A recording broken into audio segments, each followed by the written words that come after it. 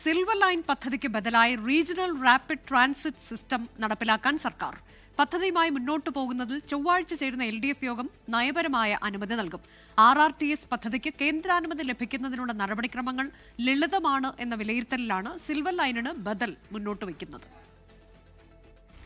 Silver line പദ്ധതിക്ക് കേന്ദ്രാനുമതി ലഭിക്കില്ലെന്ന് ഉറപ്പായ സാഹചര്യത്തിലാണ് ബദൽ പദ്ധതി അവതരിപ്പിക്കാൻ സർക്കാർ ആലോചന തുടങ്ങിയത്. കേന്ദ്ര മെട്രോ ആക്ടിന്റെ കീഴിൽ വരുന്ന റീജിയണൽ റാപ്പിഡ് ട്രാൻസിറ്റ് സിസ്റ്റം അഥവാ RRTS ആണ് ബദൽ. നഗരങ്ങളെ തമ്മിൽ ബന്ധിപ്പിക്കുന്ന അർദ്ധ-അതിവേഗ റെയിൽപാത സംസ്ഥാനത്തിന് അനുയോജ്യമാണെന്ന വിലയിരുത്തലാണ് സർക്കാരിന്റെ നീക്കം. ചൊവ്വാഴ്ച ചേരുന്ന LDF യോഗത്തിലെ മുഖ്യ അജണ്ട RRTS പദ്ധതിയാണ്. വിശദാംശങ്ങൾ ചർച്ച ചെയ്യുന്ന LDF നേതൃയോഗം പദ്ധതിയുമായി മുന്നോട്ട് പോകുന്നതിനുള്ള രാഷ്ട്രീയ അനുമതി നൽകും. സിൽവർ ലൈൻ പദ്ധതിയിൽ പ്രതീക്ഷയില്ലെന്ന മുഖ്യമന്ത്രിയുടെ കഴിഞ്ഞ ദിവസത്തെ പ്രതികരണം പുതിയ പദ്ധതി മുന്നിൽ കണ്ടാണ്.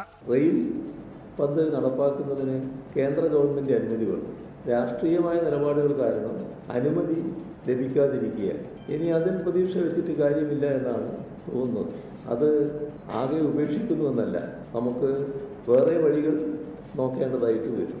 ഡൽഹി മീററ്റ് നഗരങ്ങളെ ബന്ധിപ്പിച്ചുകൊണ്ടുള്ള 82 കിലോമീറ്റർ പാതയാണ് രാജ്യത്തെ ആദ്യ RRTS പദ്ധതി.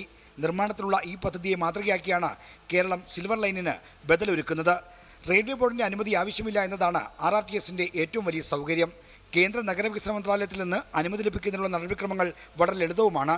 ചാപിള്ളിയായിപ്പോയ സിൽവർ ലൈനിന് ബദൽ അവതരിപ്പിച്ച് നിയമസഭാ തെരഞ്ഞെടുപ്പിലേക്ക് ഇറങ്ങാനാണ് CPIMന്റെ തീരുമാനം. ശ്രീജിത്ത്, 24, തിരുവനന്തപുരം. ലോകത്തെവിടെയായാലും ഏത് സമയത്തും 24 വാർത്തകളും ഓഗ്മെന്റഡ് റിയാലിറ്റി പാക്കേജുകളും എക്സ്പ്ലെയിനറുകളും വിശദമായി കാണാൻ ഞങ്ങളുടെ YouTube ചാനൽ നിങ്ങൾക്ക് സബ്സ്ക്രൈബ് ചെയ്യാം.